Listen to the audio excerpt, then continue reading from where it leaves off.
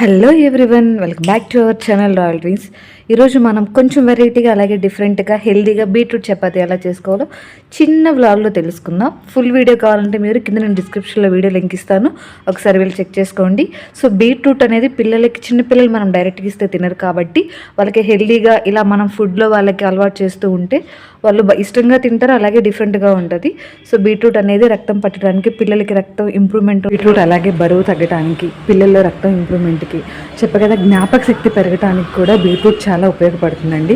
అలాగే శరీర దృఢత్వం అంటే శరీరం గట్టిగా ఉండటానికి, పటిష్టంగా ఉండటానికి కూడా బీట్రూట్ ఎంతగానో ఉపయోగపడుతుంది.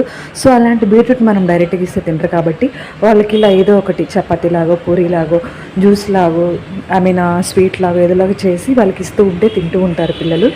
బీట్రూట్ ప్లేస్లో మీరు క్యారెట్ అయినా యూజ్ చేసుకోవచ్చు. ఓకేనా ఫ్రెండ్స్, బట్ కంపల్సరీ ఏదో ఒకటి యూజ్ చేసి పెడుతూ ఉండండి. మీరు నచ్చితే లైక్ చేయండి, షేర్ చేయండి. Thank you.